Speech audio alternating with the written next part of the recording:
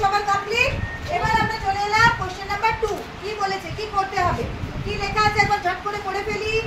S double E C, C মানে দেখা, দেখা, দেখছি, ঠিক আছে।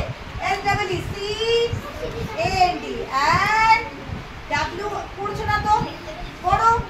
S double E C A N D and W R I P E right, I N in, O N on, U N D E under.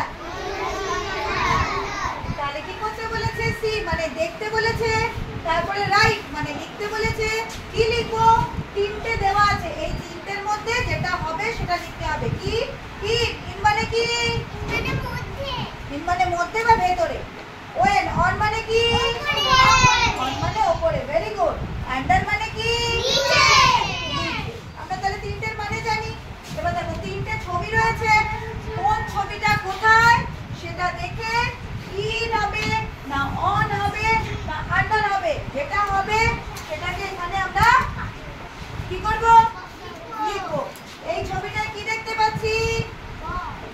কি দেখতে পাচ্ছি ছবিটায়? বল। বল। আর কি দেখতে পাচ্ছি?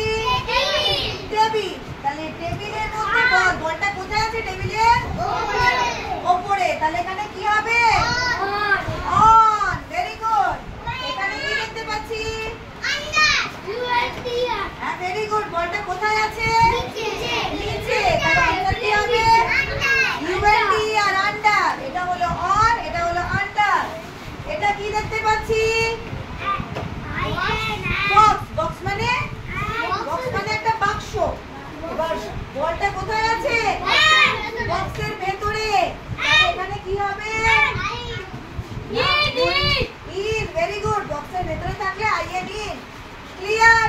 বুঝেছি। ছবিটা দেখে এখানে এই তিনটের মধ্যে ইন হলে ইন, অন হলে অন, যেটা আমি বললাম। ছবিটা দেখো, বলটা